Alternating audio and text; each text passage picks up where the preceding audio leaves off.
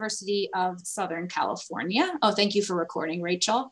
And that's, I'm just going to give a very brief introduction because Jason will really introduce himself. And so Jason, if you don't mind just starting off with introducing yourself and then telling us about your current role as Managing Director and lecturer. Sure thing. Thanks so much, Francesca, for having me. Great to meet you all. It's nice to be back virtually.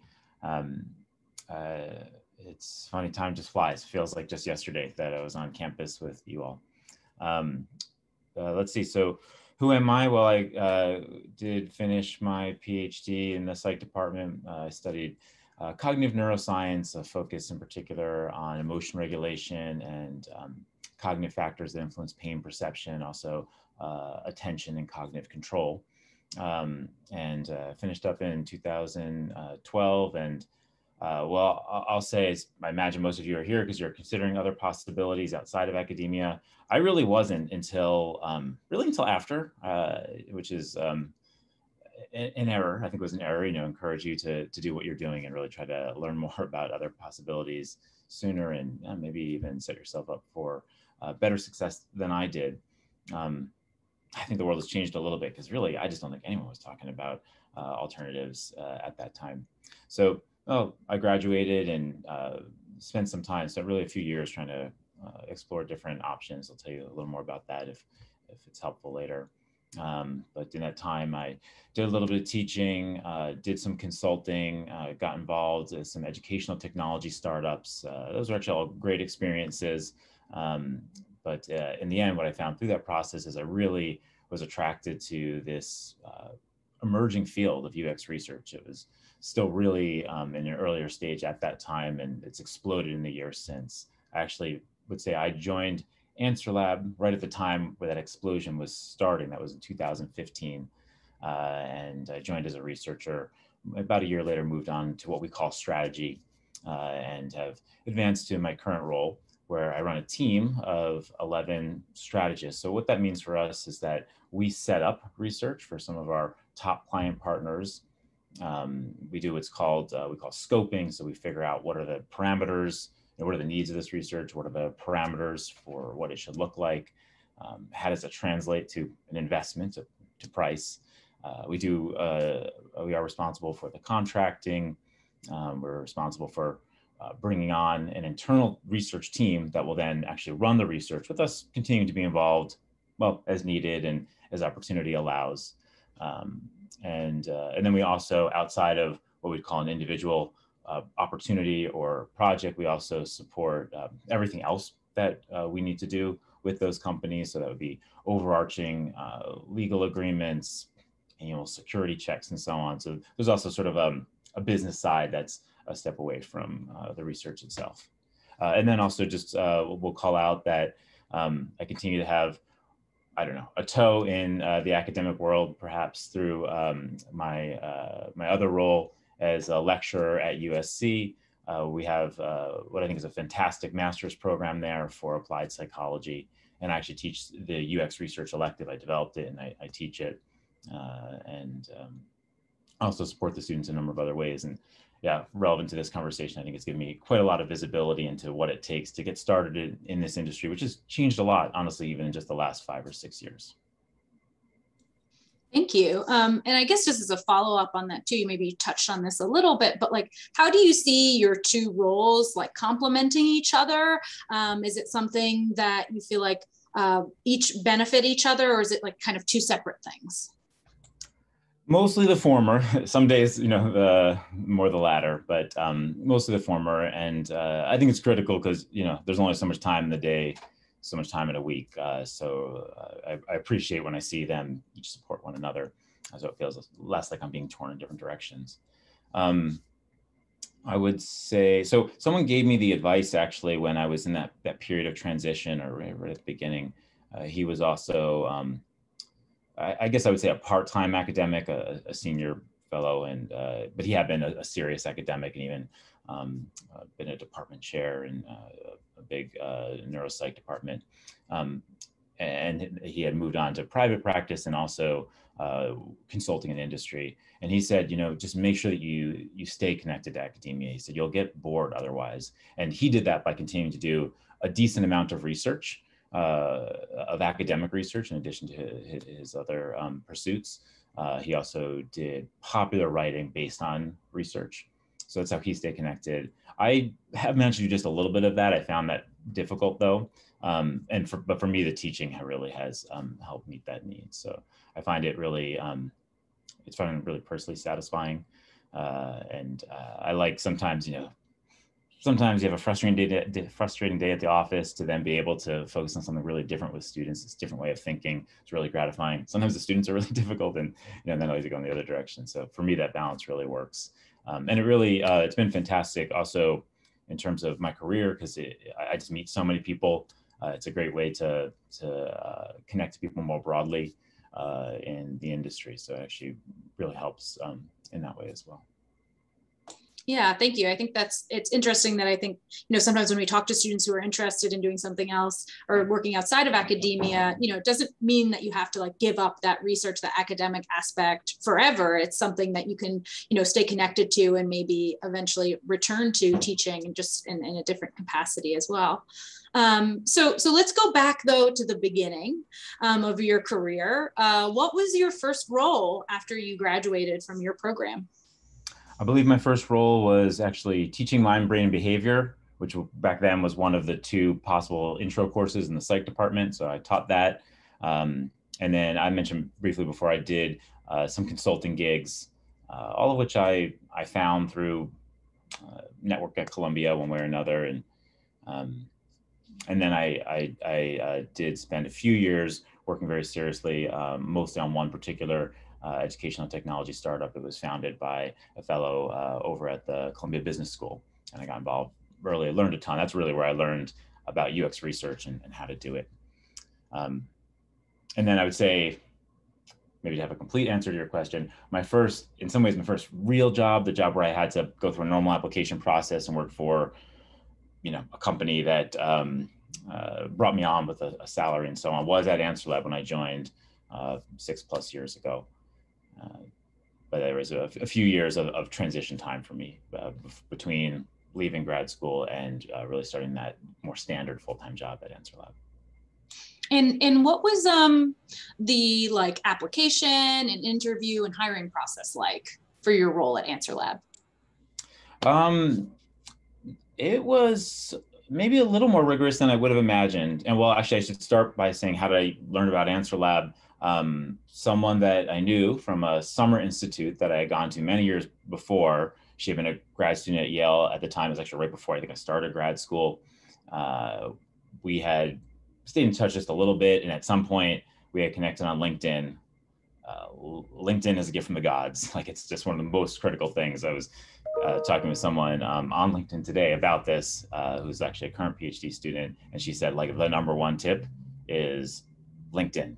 Get involved in LinkedIn if you're a grad student now, and connect to everyone you meet, because she was just a grad student. I think she was, I don't remember if she was studying, I think she may have been studying attention, but I had no idea that she was going to become so important in my life until years later when I looked on LinkedIn and saw, oh wait, she's working in UX research. I'm going to reach out to her. Anyway, she provided a tremendous amount of mentorship, honestly coached me through every step of the process, helping me get my resume together so it would appeal with her vote of support, I'm sure, internally at AnswerLab. So I had the opportunity to interview. I think it might be a little different now, but then the interview process was rigorous in that you had to do a series of exercises, as quite common in industry, and I would say problematic in a number of ways, and it can be quite time consuming, but it is what it is. So at AnswerLab at that time, I had to prepare a moderation guide, which is a common tool used to prepare for usability sessions or in-depth interviews in our fields. Prepare that guide, they reviewed that, and I believe then when they approved that, I was then invited to actually use the guide to conduct a mock interview with, at that time, they just opened it up to everyone at AnswerLab, so there were 10 people watching me on a video call while I did an interview with someone who was an employee who was trying to be difficult, I later learned. So it was quite stressful, actually. and then if that went well, I got to come into the office and give a presentation of my findings and do like normal one-on-one interviews with people. Yeah, so that was the process at the time, and yeah, very grateful for the woman who really helped me navigate that as well. And I'll say, I think I had heard when I was in academia that academia is like, this old person's network. It's all about who you know. Business is so much more meritocratic. That is absolutely wrong. That is the opposite of truth based on my experience. So it's really critical to know people in industry. And honestly, it makes sense, right? Because in academia, someone can go see what you've published. Someone, everything is tracked very carefully on a resume, and you can click through to get more information. And you're evaluated by your peers who exist across institutions. So the content has to be accessible. That's not the case in industry. So it's much more based on conversation, who you know, conversation between people who know you. And I think that I'm also curious too, it's interesting to hear about the interview process, transferable skills, like, from a graduate student into your field, like, what skills did you feel like you gained from graduate school that prepared you?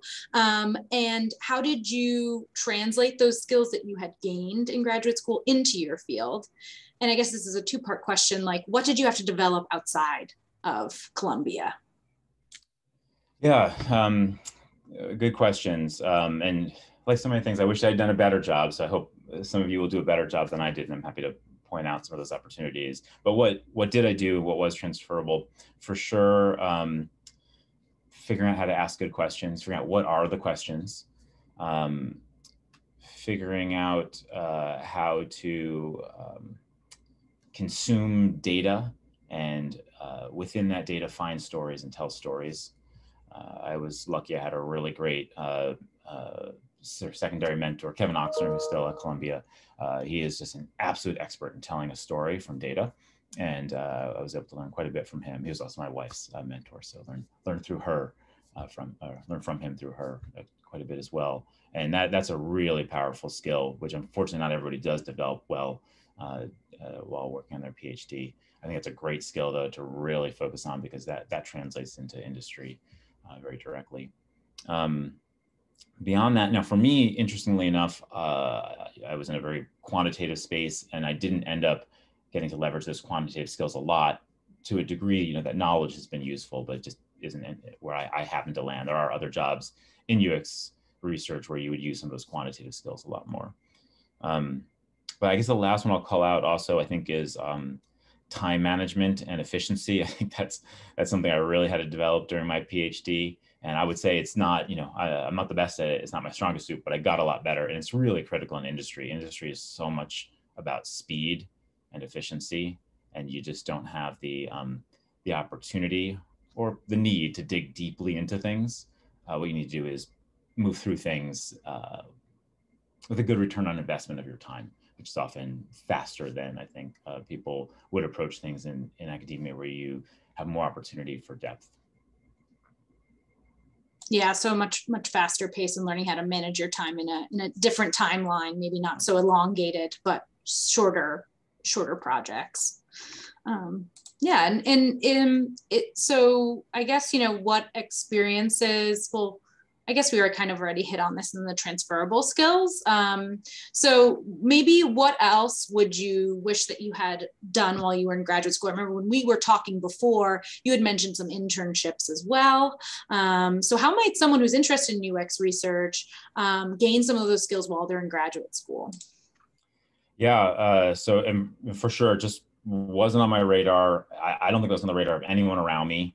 And I think probably you all are thinking about this in a more sophisticated way than I was. I mean, you're here, so probably there's also just so much more information online, but hopefully some of these tips will still be useful for you. For sure, internships. I never knew anyone who did an internship back then. I had no idea that there existed internships for PhD students. At least now there certainly are.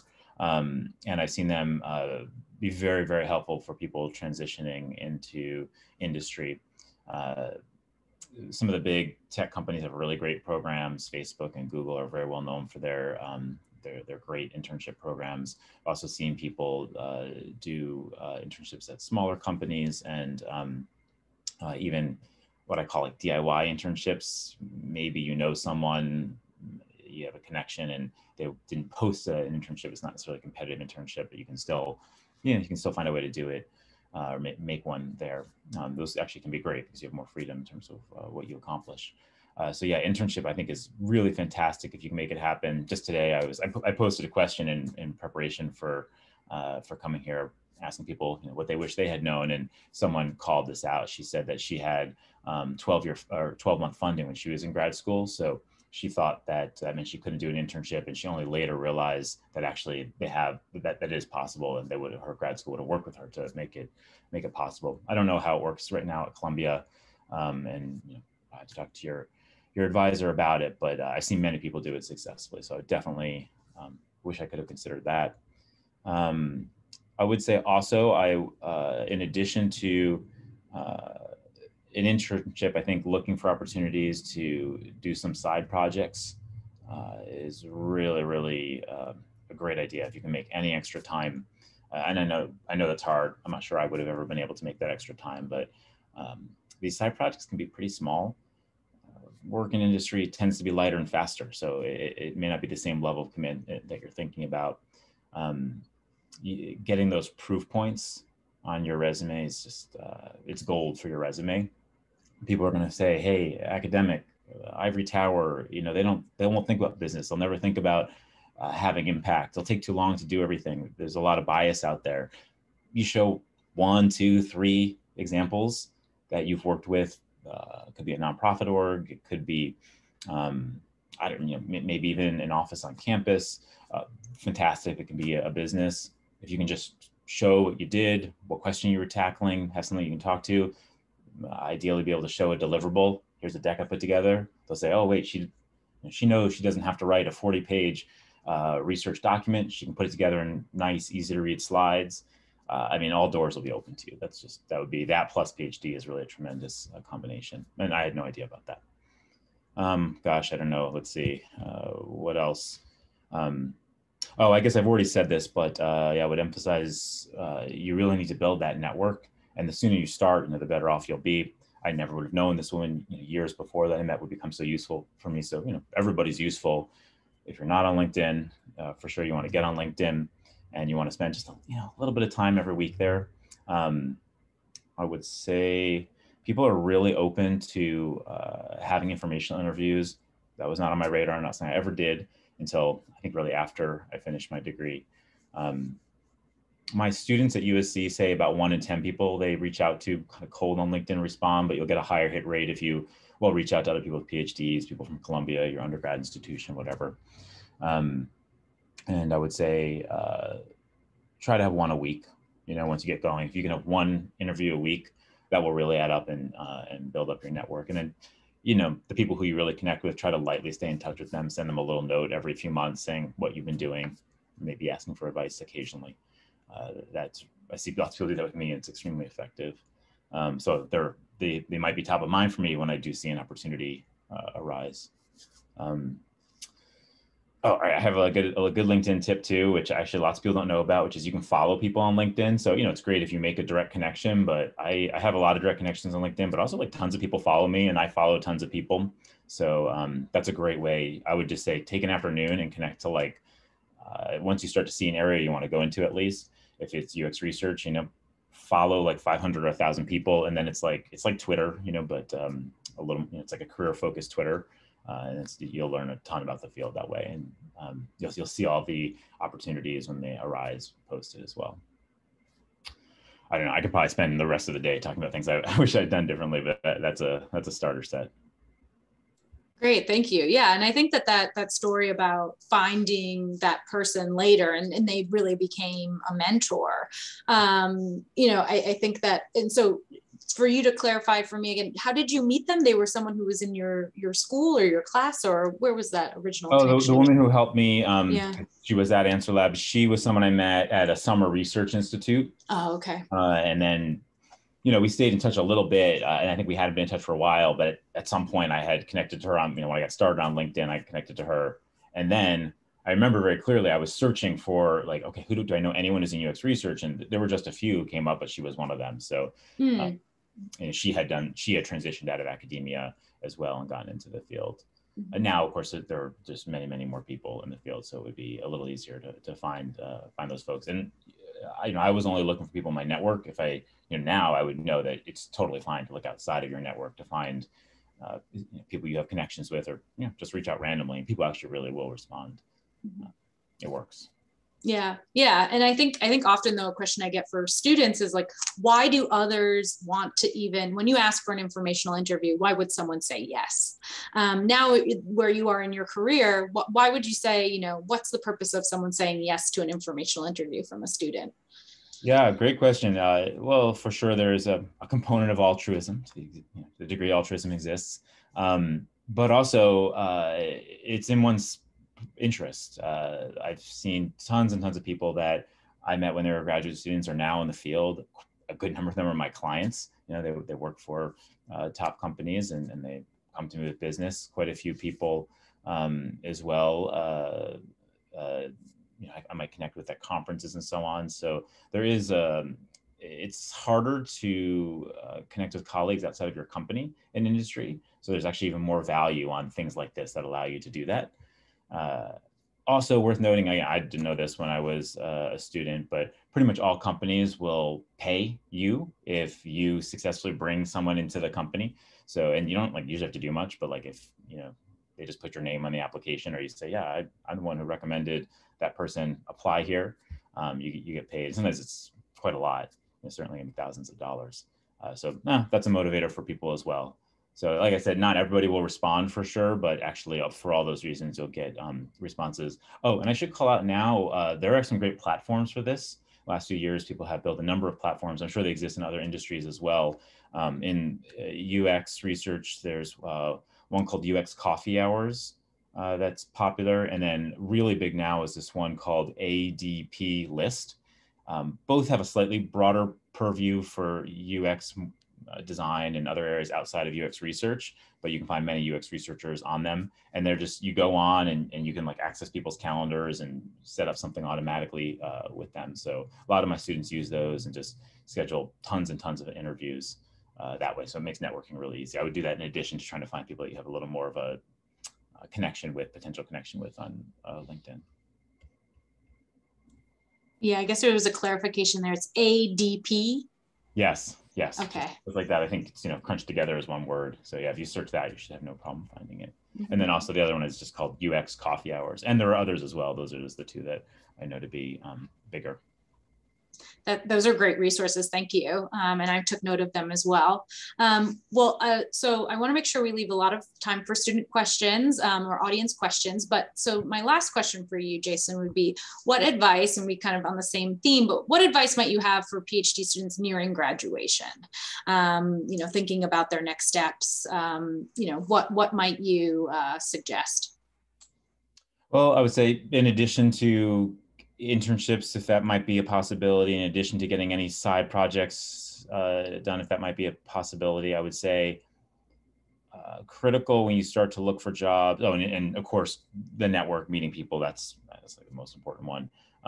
In addition to those, I would say trying to get some additional specific skills. You likely already have some, but there might be some additional ones you want to add. You might be able to do that through a course or just carving out a little focus on one of your projects. So you can, I would say, start looking at JDs, job descriptions in whatever area you're interested in, and just see is there a piece of software that maybe I could somehow work into something I'm doing, or just learn on the side.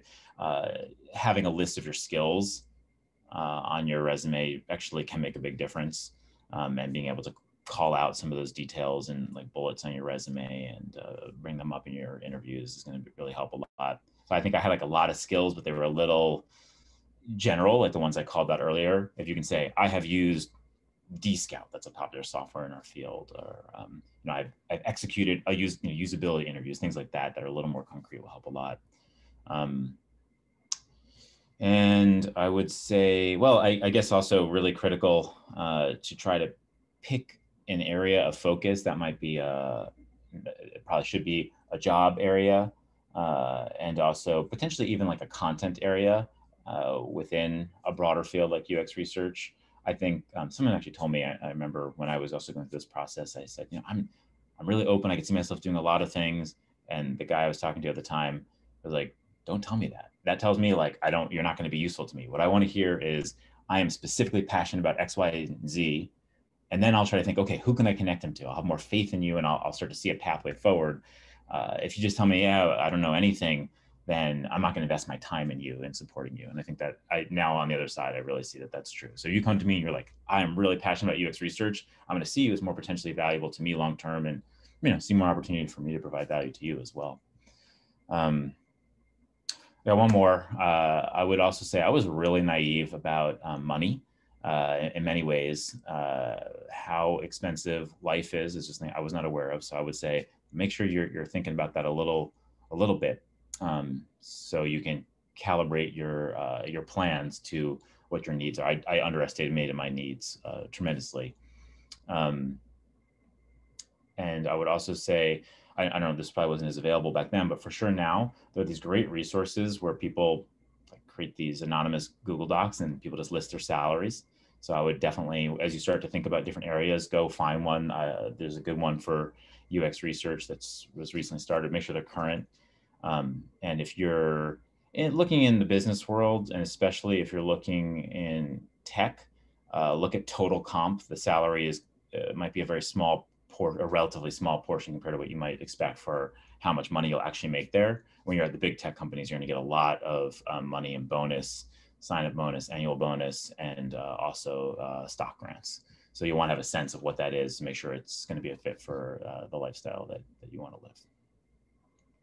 Yeah, thank you. That's such an important part that I think often we don't even talk about maybe enough in advising appointments. I try and remind students, I'm like, how much are you looking to make? Because ultimately that's why we work, right? Like, so we can also provide for ourselves, not only to provide, something of value in our lives, but also to provide a monetary, support too.